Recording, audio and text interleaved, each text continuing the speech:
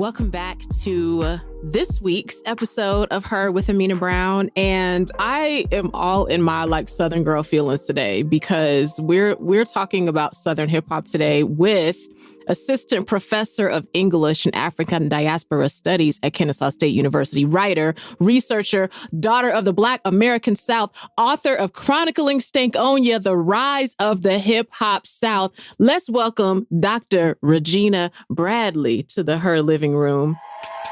Mm-hmm. What's going on? Mm-hmm. I take all applause, all of them.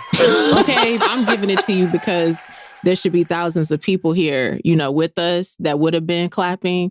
They're listening, they're listening. But since they can't clap for us right now, I'm here using these two hands to help that.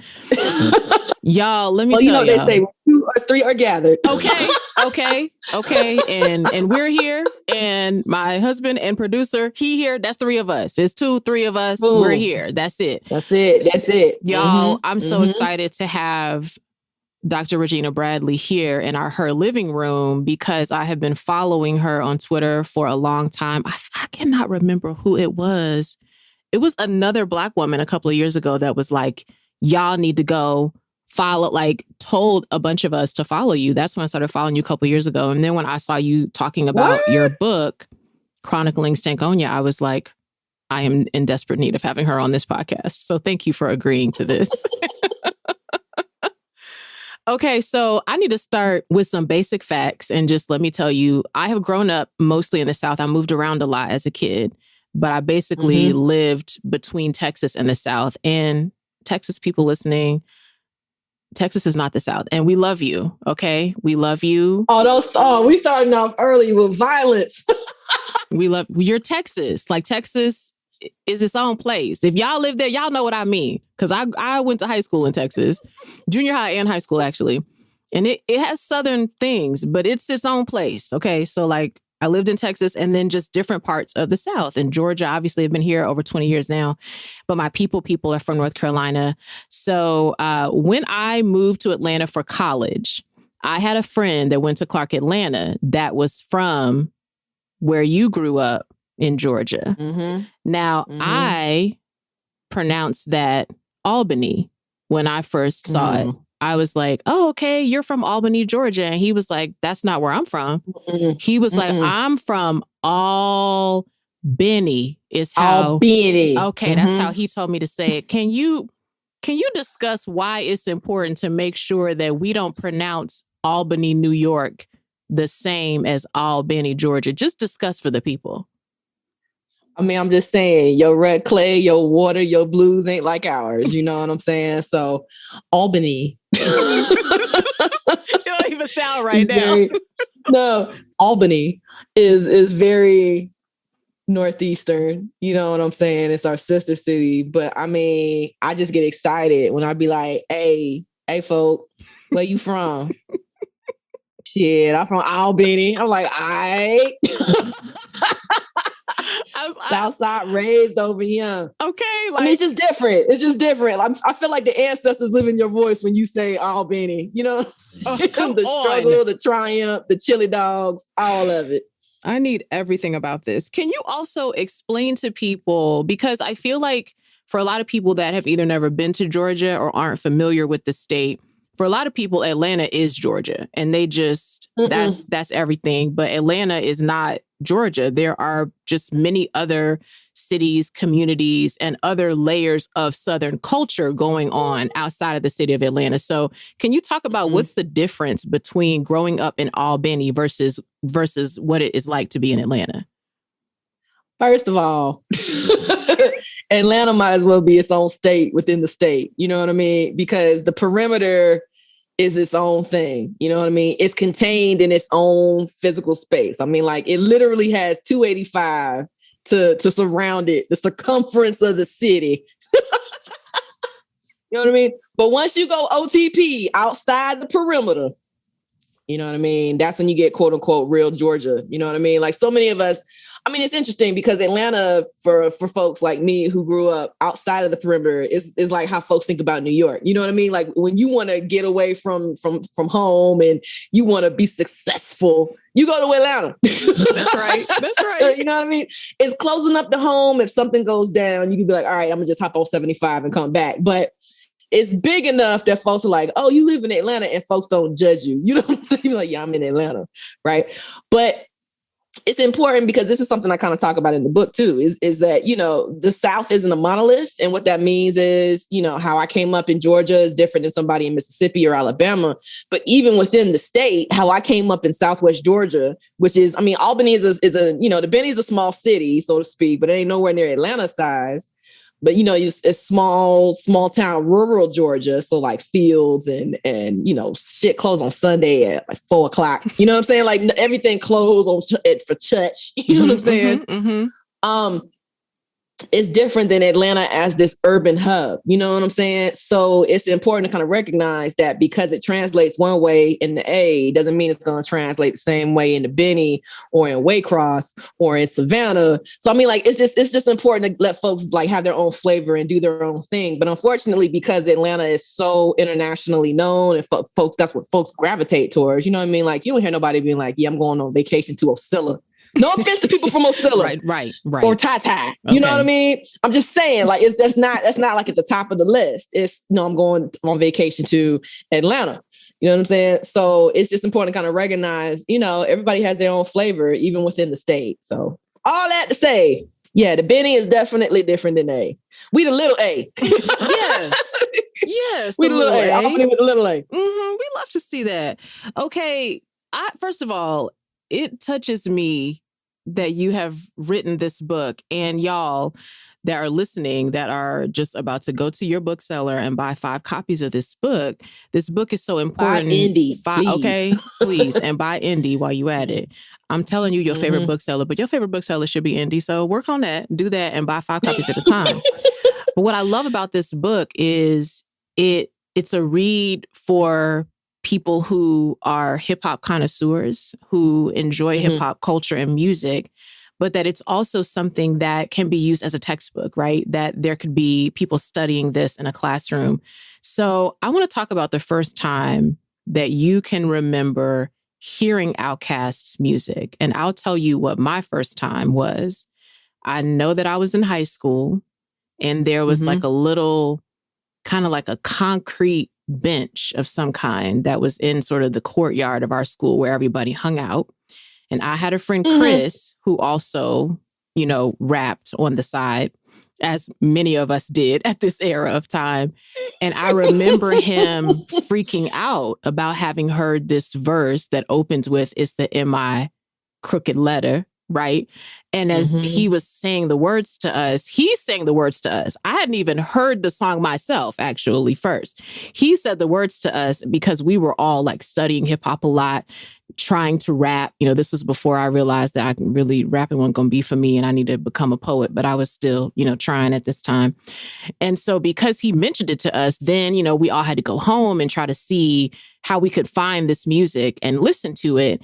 And hearing it still touches me when I hear their music today, hearing how distinctly Southern their voices were on that music. So what was your first time, your first memory of hearing this music from Outkast?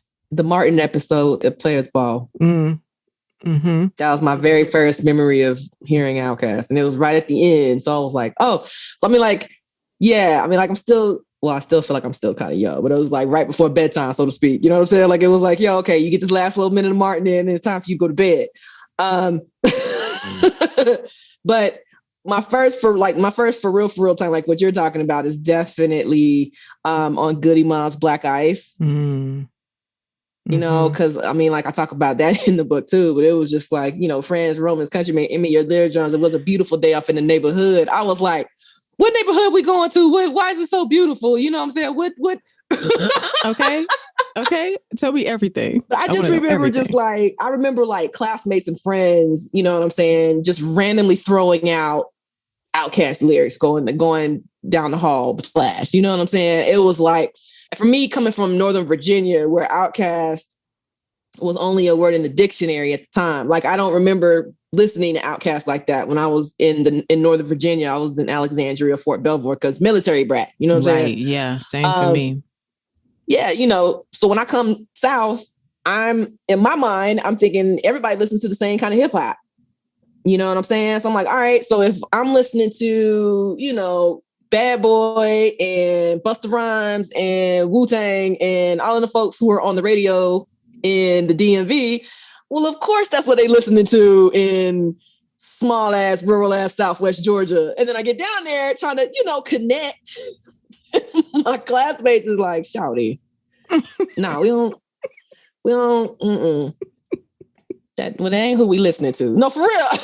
Like, they ain't, like, I remember this one dude, he was asking like what I had on my little mixtapes, because, you know, that was a currency. You know what I mean? Like, you could like pass and share mixtapes. And dude was like, shouty, what this is? What, who this? Like, you ain't listening to nobody out of Atlanta. You ain't listening to no. I mean, like, he was just naming off all of these Southern folks, UGK, 8-Ball and MJG, 3-6 Mafia. You know what I'm saying? And I'm just kind of like, I'm the new kid, so that gave me at least some kind of advantage. But then when they were like, she don't even listen to our music, that just put me in a whole different hole, so to speak. So I had to dig myself up out the hole. So of course I'm listening to, well, at the time it was Hot 106.1. It ain't there no more. And also 96.3, which is still there. And I'm like taking notes and making new mixtapes, because I'm like, if I die now, there's no coming back from this social death when I start high school. Enjoying Southern rap became a life or death situation for a freshman, an incoming freshman to high school. You know what I'm saying? Who can't write about nothing. So yeah. And I just remember like how my mixtapes changed over time. It was like, okay, so I remember on the one I brought from DC, it was like, I think I had Wyclef Jean on there. There was Bad Boy on there. And then it like abruptly cuts off to Tear the Club Up by Mafia and like Master P. And you know what I'm saying? And I'm like, yeah, you can kind of tell this is when your girl transitioned.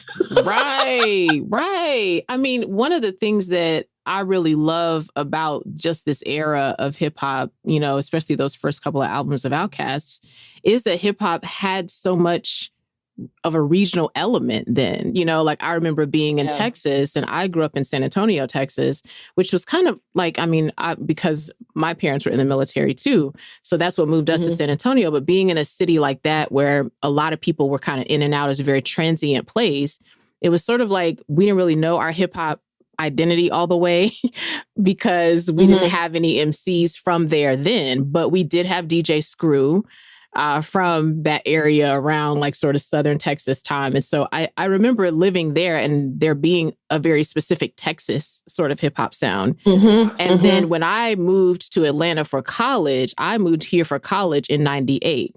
So that was the year that Aquemini came out. And if you were driving by anybody's dorm rooms, apartments, you know, everybody's windows open playing that record. And I think that was really the first time that I got to experience what a cultural shift a group like Outkast was bringing. I mean, still, Rosa Parks as a song is still a very life-changing situation with me. Just the middle of that song with this fiddle, like the hold down, just the nerve to put that in the middle of a hip hop song. I was like, whatever this is, I really need this, you know? So I love to hear about that, because I think for us trying to be rappers, those of us who tried in the late 90s, we were emulating New York, because that's, you know, at the time where it was like, that's the sound you need to have or keep.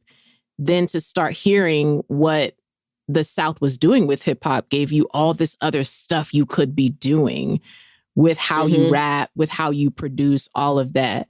So, okay, the other thing I want to ask you about is, were people talking about Kilo Ali when you were growing up? Can you discuss Kilo Ali with me? Because when I moved here to Atlanta, Georgia, and I would ask people, as you did back then, one of your first questions, you brought this up. One of your first questions to people is like, Well, what rap you listening to? Like, who's your favorite rapper? Mhm. People that are born and raised Atlanta were like Kilo Ali. And I was like, who is that? I didn't know anything about Kilo at all. And people who are born and raised here, not people who moved here to get a job. People who were born and raised here, they were children here. They were like, it's Kilo Ali for me. Can you discuss the importance of Kilo in the Southern hip hop conversation? Oh yeah, I mean, Kilo Ali was one of the earliest introductions to a hip hop sound originating in Atlanta. That's the best way to put it. You know what I'm saying? So when he comes out with, cocaine in like 1990, okay, you know what I mean? Before we had trap music, we had Kilo Ali. You know what I'm saying? And then there's also, my first introduction to Kilo Ali was Baby Baby. Mm-hmm. You know what I'm saying? I need your LOVE, baby, baby. I was like, oh, okay. Then I heard, boom in my car. You know what I'm saying? Show me love. All of these, all of these things. So I mean, like, he is an architect for Atlanta sound. You know what I mean? You can't talk about Atlanta.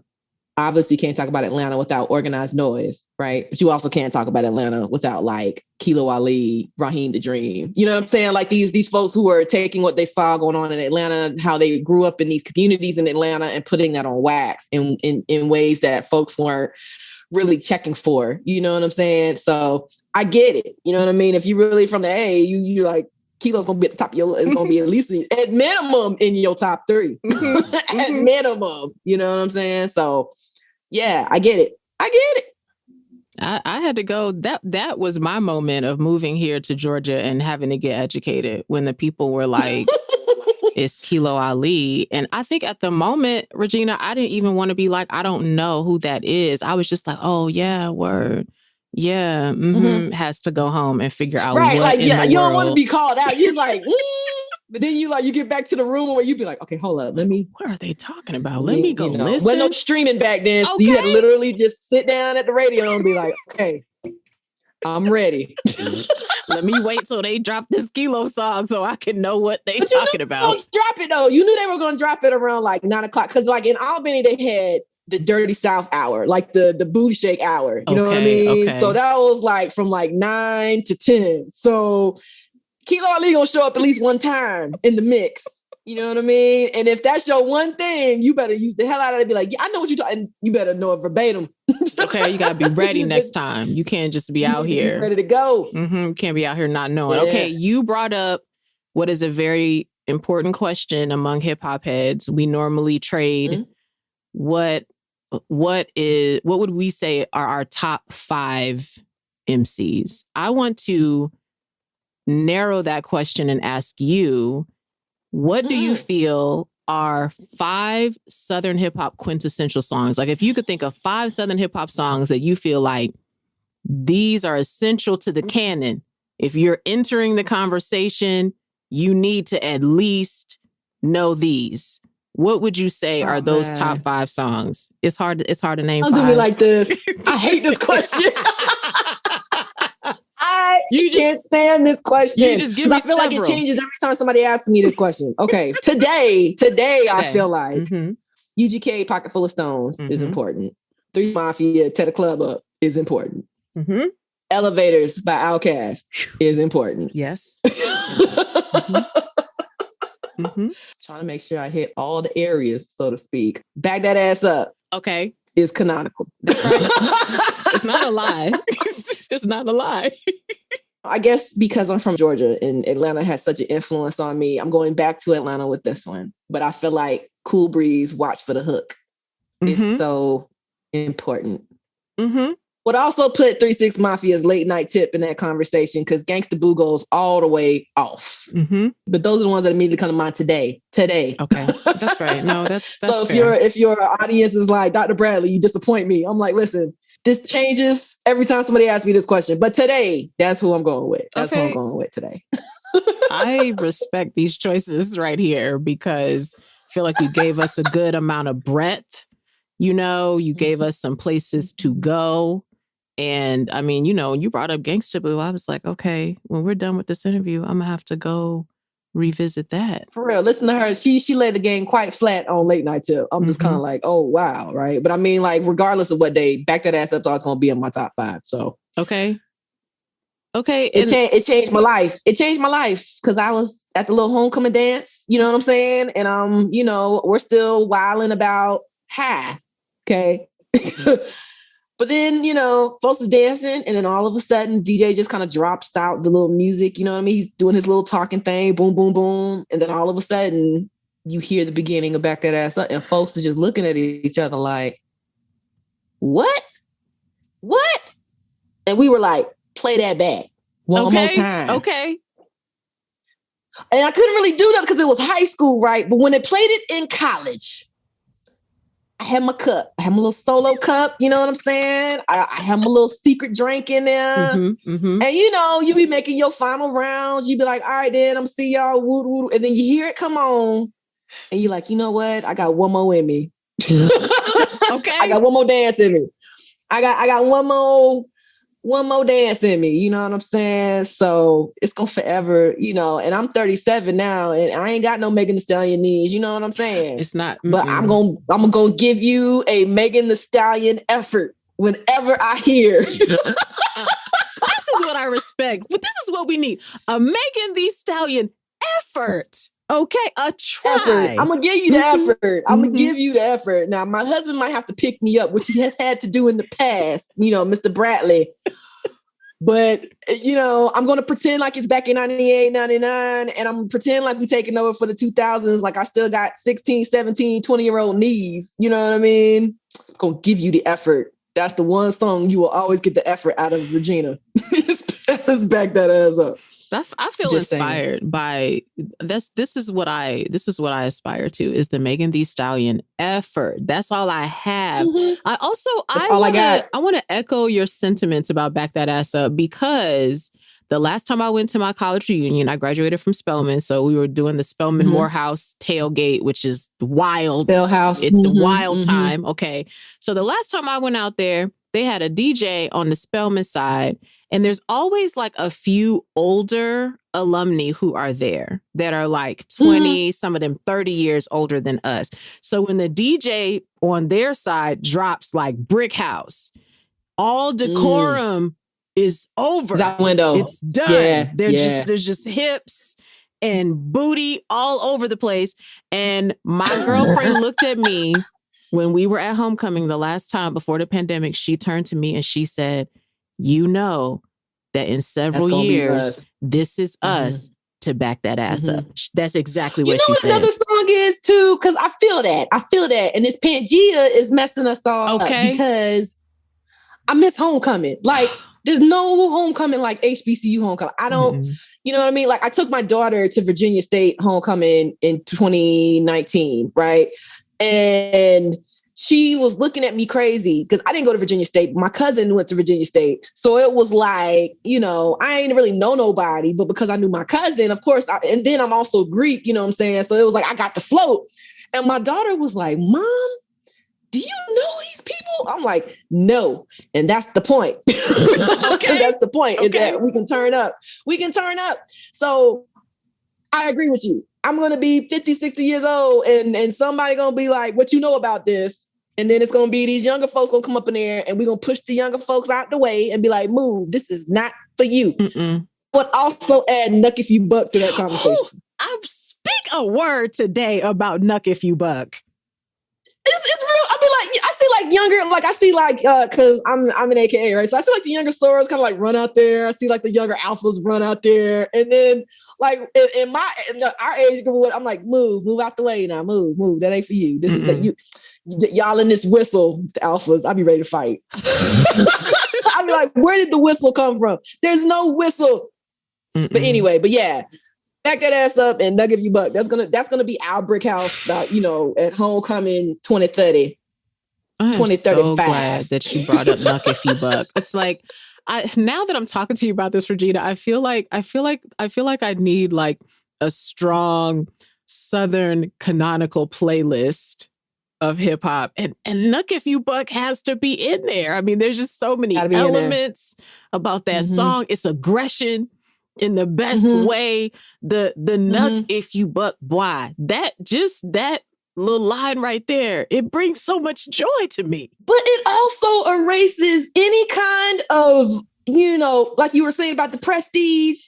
Like, I have a PhD. I'm a college professor. But when I hear that, come on, I go way back to being in college, not giving a damn. Okay. I'm just like, all right. You know what I mean? For like, and it's the same thing with like back. It doesn't compute. Like, it doesn't compute. Oh, you're supposed to be Dr. Bradley when this is on. No. I'm not Dr. Bradley when this is on. I'm Gina May when this is on. Okay. And they don't necessarily see eye to eye all the time. So I'm just going to put that out there.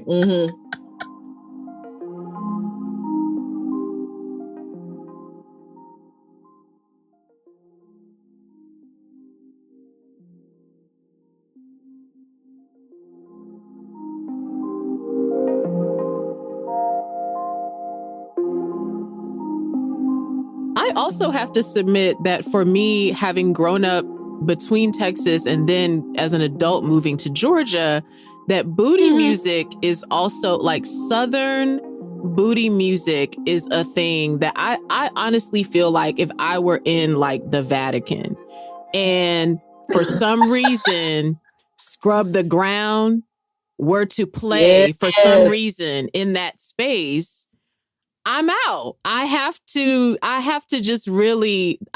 first of all bend down enough to get my hands on my knees. That's like the first thing I have to do. And I feel like I don't care if I'm wearing a blazer and I was at some work function. It's your fault you dropped Scrub the Ground. That's not on me. That's a choice you made. And I have to do what has to be done when Scrub the Ground gets dropped. That's it. I feel the same way about Scrub the Ground. I really do. That is all. I don't even know, treat the Vatican like the pool palace. You know what I'm saying? I'll be like, I don't have to be like, Pope, I'm sorry, sir. I'm sorry, but somebody decided. And now but this is a ritual it's like, I have to do. Again, Megan Thee Stallion effort. Okay. Because I can't get down there like I used to. However, we're going to try it. I'm going to try it. I can at least get as far as my hands being on my knees.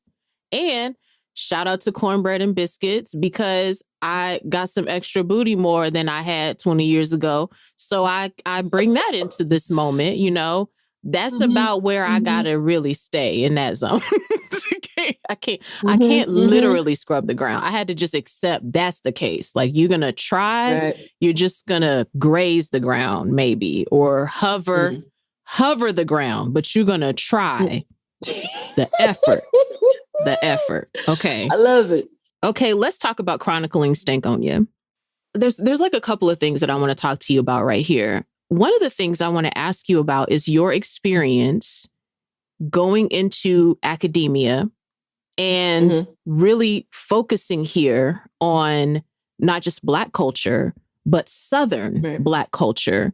What has that journey been like? Because I feel like there's been some conversation among my friends who are in academia about the amount of people who are teaching Black studies that are not Black and who are not really living in this culture, acquainted with it. What was your journey like in going into academia and deciding I want to represent my people, represent the people I'm from, represent our language, represent our music? What was that like? So just, non-Black folks doing Black studies and stuff like that. I don't have a problem with it as long as you remember that you're a guest in this space. Like that's when we get ready to throw hands, is that you have some folks out here who feel like, well, I can, like some folks be like, oh, I can lyrically do this, and this, or I can give you all the facts about this particular thing. And I'm like, but you forget that you are a guest in this space. You know what I'm saying? But I mean, it's interesting, man, because when I tell folks, like, I've been writing Chronicling Stankonia since I touched down in Albany back in 1998. I feel like, you know what I mean? Because I've been part of the culture. The culture has been part of me. But it wasn't until graduate school. I went to Indiana University for graduate school for my master's, and then I went to Florida State for my PhD. But going to the Midwest was a wake-up call for me in realizing like how Southern I had truly become, you know what I'm saying? So I was taking a grad seminar with Dr. Portia Maltsby, who is the OG. Like, you know, if you don't talk about Black popular music unless you reference Dr. Maltsby, right? And we got to the section on hip hop. And, you know, it was great reading and folks knew what they were talking about, but I felt isolated from the conversation because who they were talking about, I wasn't really listening to like that. You know what I'm saying? And I asked her about it and she was like, well, what are you going to do about it? And I'm like, at the time.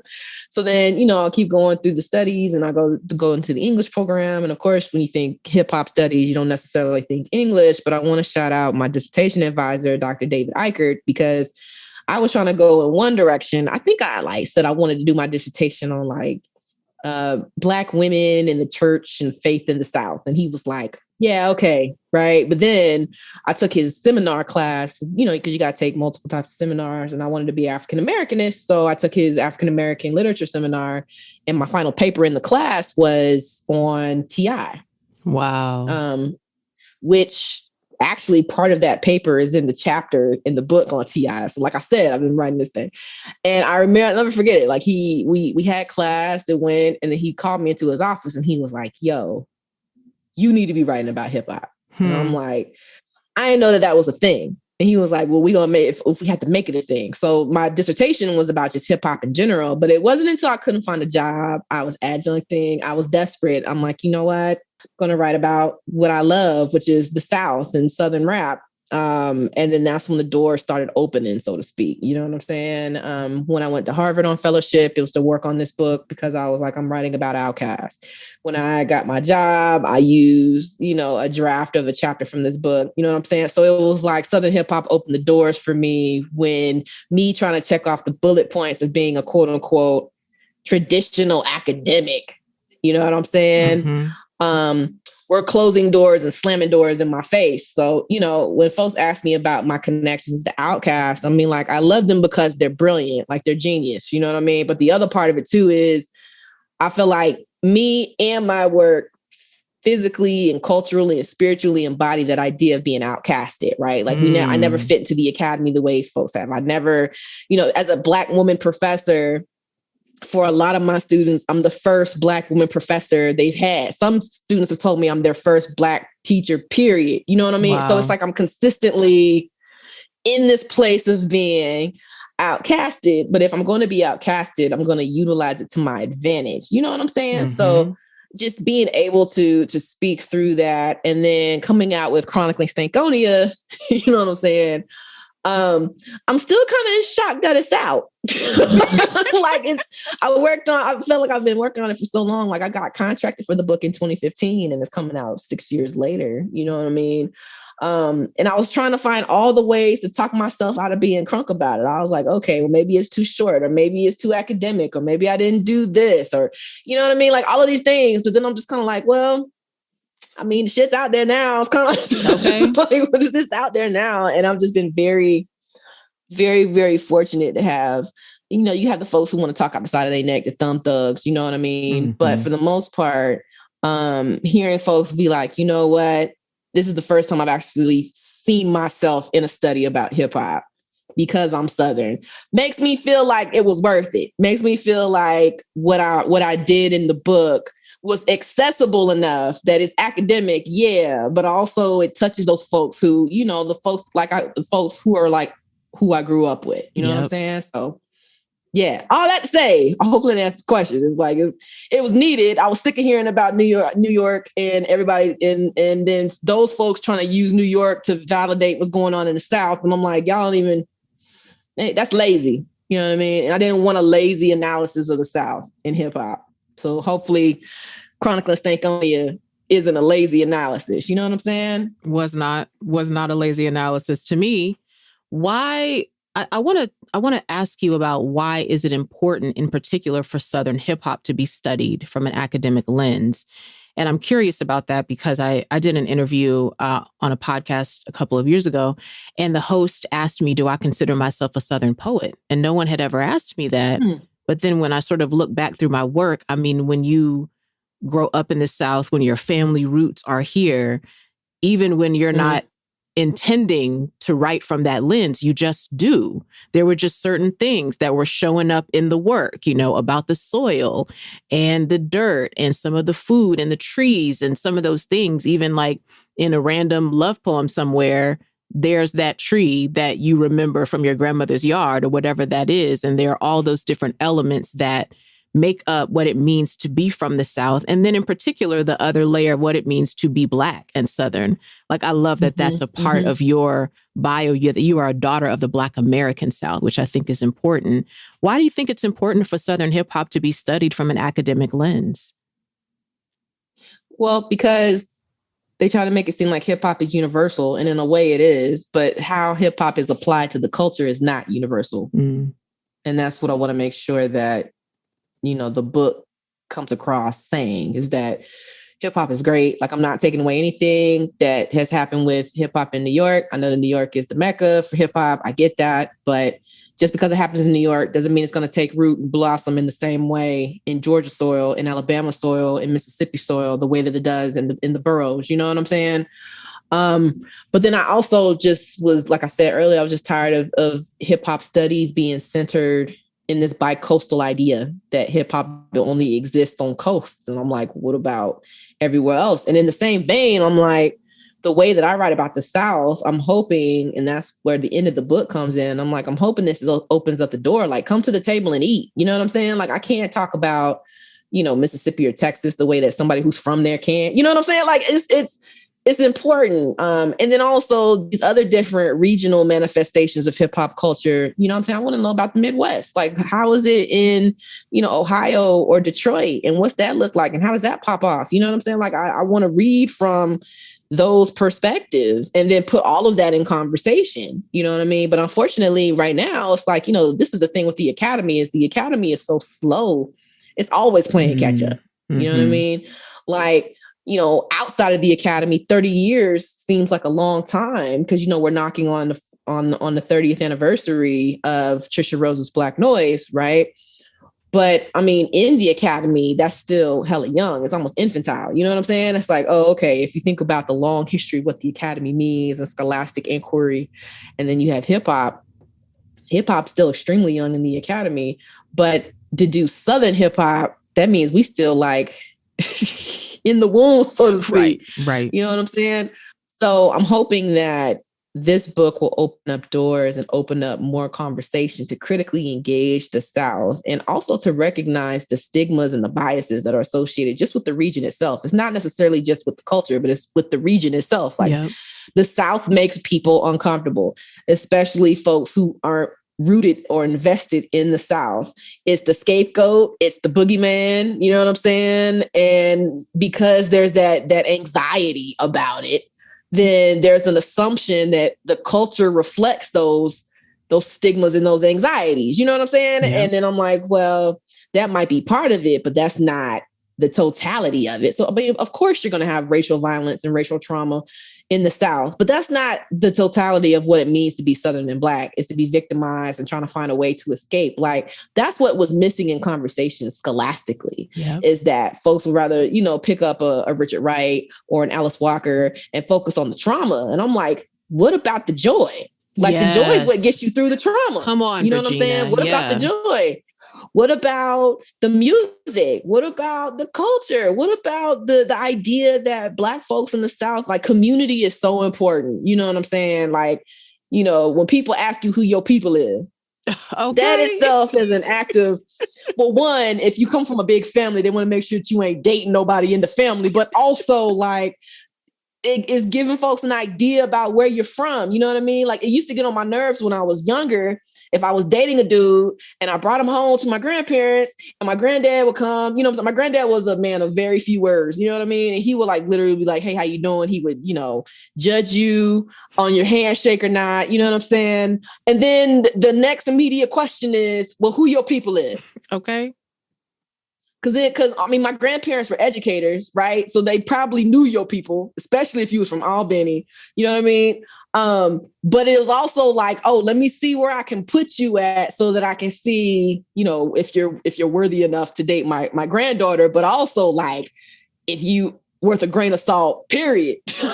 Right. You know what I'm Right. saying? So I mean, like, all of that. All of those nuances, all of those sensibilities are often overlooked or not even recognized in a larger conversation about hip hop culture in general. Yeah. And I wanted to use those to frame why Southern hip hop stands apart, and why it's needed, why we need to study it. And also why I'm not the only one who needs to study it. Like, there's this whole Highlander thing that's going on in the academy. You know what I mean? And I'm like, I don't want to be the only one. That's a lot of work. That's a lot of pressure. You know what I mean? Because that means you need to know everything. And that's damn near, it's impossible. You know what I'm saying? I want to be one of the ones. You know what I mean? So I'm hoping that Chronicling Stankonia opens the door. There are a shit ton of new, younger scholars who are still in graduate school, who are just getting started, who are brilliant, who are thinking about the South and Southernness and how it relates to hip hop and just music. And I'm like, use me as the stepping stone. Don't use me as the gatekeeper. You know what I'm saying? Oof, that's so powerful. I don't want that. I don't want to be no gatekeeper. That's too much work. I feel like you got to be bitter to be the gatekeeper. I mean, where's the line? Like, well, you didn't do this. The only way I'll be like, you didn't do this. Or if you legit just was lazy with it, then I'll be like, come on, folk. Like, this is this. But I mean, if you out here like legitimately breaking new ground, I don't have nothing to say. I'll be like, oh, okay. But if you lazy, then okay, yeah, I might be a little bit of a gatekeeper, but I feel like I'm not a gatekeeper. I feel like I'm a bouncer at the club. Okay. I don't want to be the gatekeeper. I feel like I want to let me be the bouncer at the club. Let me see how you get in.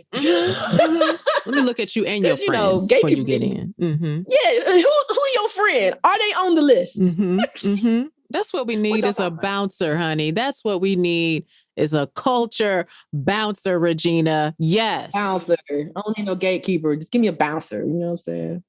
I live, please. Like, I think this is one of the reasons, and y'all listening, this is one of the reasons why I think that your work is so important, because I think it's important for us to be able to look at, I mean, I think there's lots of layers to this, right? Like especially when I got to that last section of your book, when you're sort of expounding upon this phrase that many of us in the South were just so exhilarated to hear, that the South still has something to say. And you like added that still into that phrase that many of us remember watching on that award show, right? Was Andre 3000 saying the South got something to say. And I just felt like, yeah, we do, and getting to the end of your book and you saying, and that's still true, the South still has something to say. And like getting to the end of your book and reading that, it made me hope for two things, Regina. It made me hope that, yes, that we will see more books like yours, that we will see more of this kind of academic, intellectual analysis of this music and this art. And as a hip hop culture fan, I want to see more MCs able to return to where they're from and let their voices sound like that, and let the slang of whatever that area is sound like that.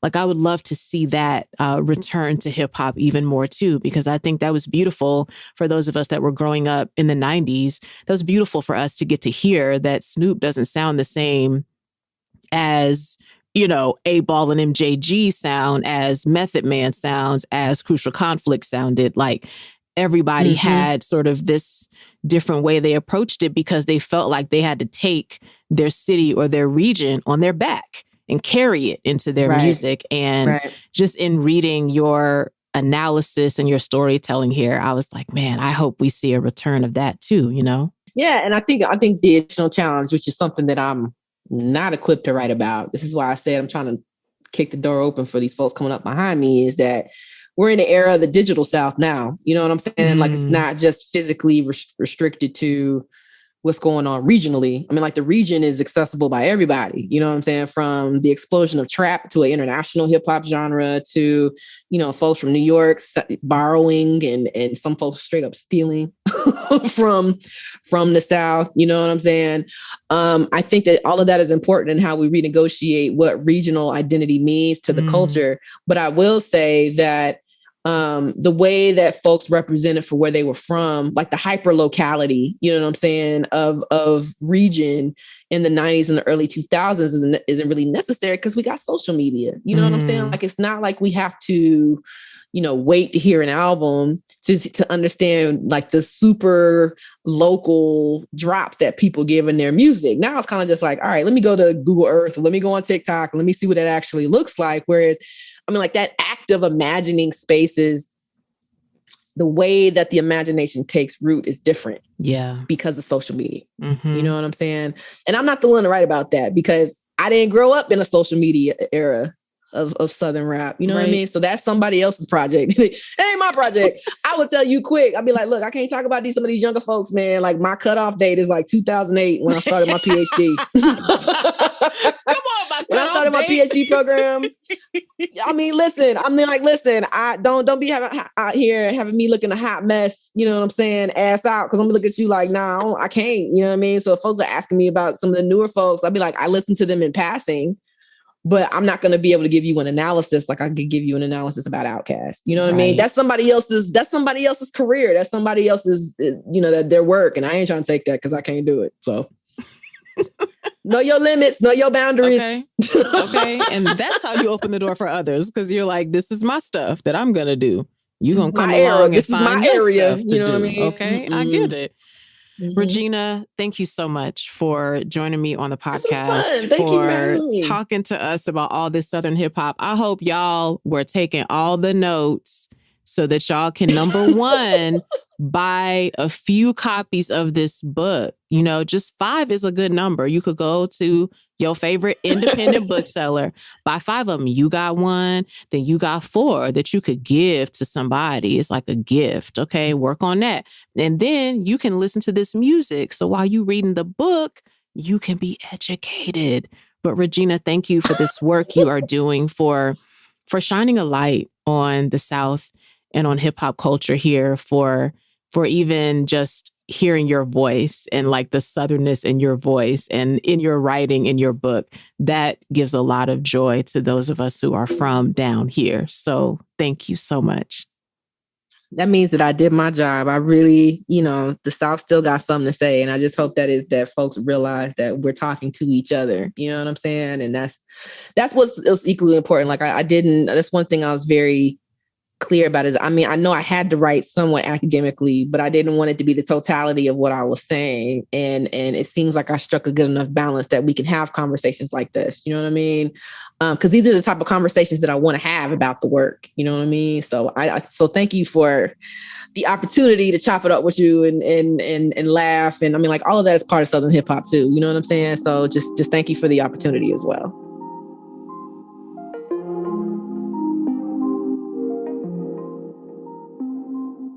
Thank you again so much to Dr. Regina Bradley for joining me and bringing intellectual conversation about Southern hip hop to the table. I'm just sorry that she and I could not have had biscuits, which probably would have been one of our Southern dishes of choice had we literally been in her living room together. You can learn more about Dr. Bradley's work at her website, redclayscholar.com.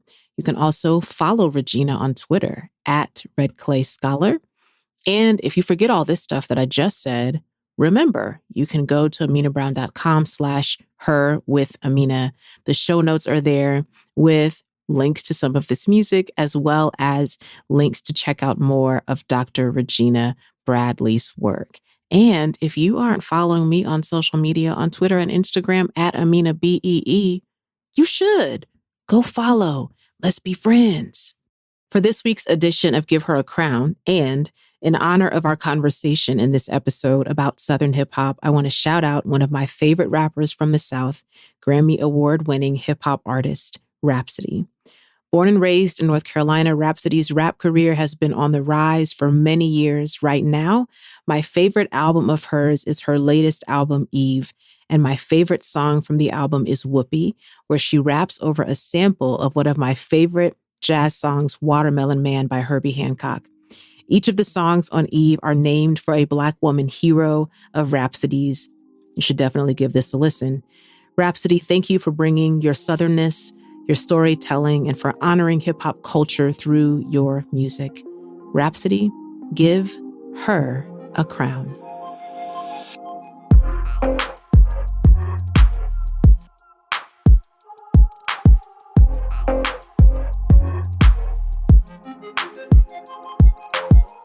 Her with Amena Brown is produced by Matt Owen for Soul Graffiti Productions as a part of the Seneca Women Podcast Network in partnership with iHeartRadio.